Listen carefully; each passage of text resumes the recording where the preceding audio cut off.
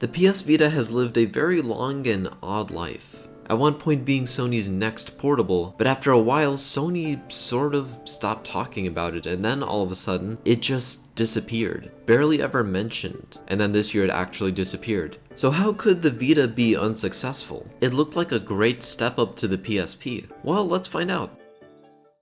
So during the times of the PSP and DS, it was really bright for both companies. In total, Nintendo sold over 150 million DSs, while Sony sold over 80 million PSPs. But after the disaster of the PSP Go, it became clear that it was time for Sony to make a new successor. Rumors can be found as far back as 2008, as multiple articles began saying that a PSP 2 was in development. The year after, rumors began spreading that the device was already being showcased at a private meeting in Sony's headquarters. In November, EA's VP Patrick claimed that he already saw the PSP successor but didn't elaborate anymore. UK game blogger VG247 published a small article showing the rumored PSP 2 dev kit. Although this does look like a PSP Go, the article later had an update stating that the dev kit was upgraded to have removed the sliding screen. But then on January 27th of 2011, Sony finally confirmed that a new portable device was coming at their PlayStation meeting press conference, referring to it as the next-gen portable. Sony stated that the power would be aimed more at an in-between of the PSP and the PS3. Sony later revealed that the new portable would have a front touchscreen and a back touchpad, as well as dual analogs. And instead of just having digital or just physical games,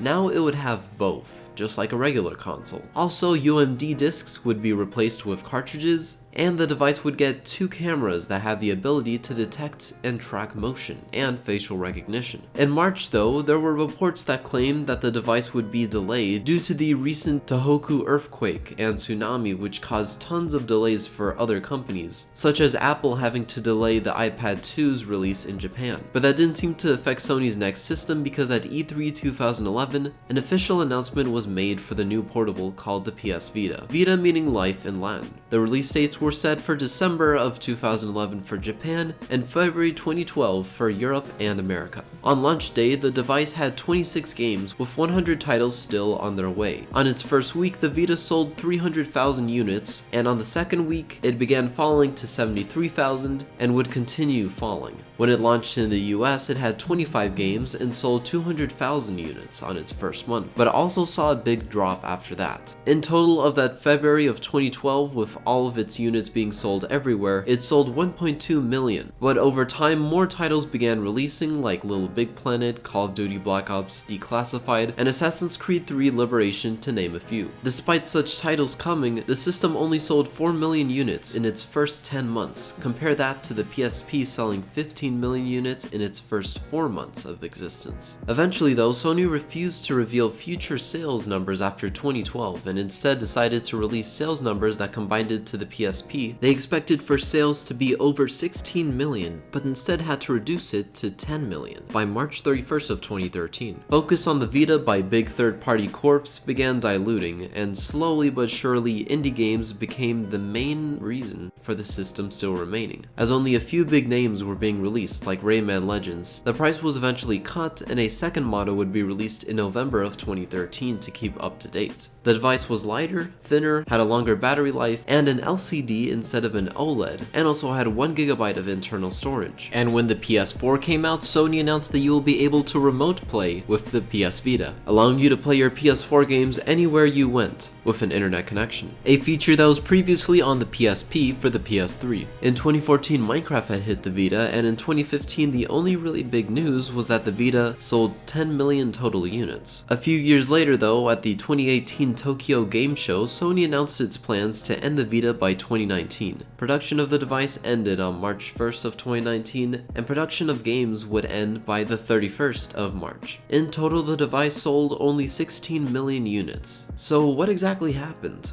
Why didn't the Vita live up to the PSP? Well, it appears that one of the biggest culprits was competition. Nintendo undoubtedly undoubtedly had the upper hand with the 3DS. Not because of its 3D, but mainly because of the titles already expected to be coming onto the device. But the biggest competition was smartphones, with a bunch of games being free or really cheap. On-the-go gaming was being taken over by phones, which made people lose the purpose to buy a Vita. I know it's really confusing because the 3DS still sold really well, having over 74 million sales. But it's mainly because Nintendo has such big exclusive IPs that you can't play on your phone. Well, some of them yet. Another issue was pricing. The Vita was infamous for having really pricey cards that took almost half the price of the system itself instead of using regular micro SD cards. So with overwhelming competition, a lack of support over the years, and price issues, the Vita is now gone. Although it still has amazing games on it and it has an incredible fan base, similar to the Wii U in a way. They should have put their focus more on advertising it, as we saw Sony was very aggressive when advertising the PSP, and same for Nintendo when they were advertising the Switch. But once again, there was also a force that was out of their control, and that was smartphones. So with that being said, thank you guys for watching, and I will see you in the next one. It's good to be back.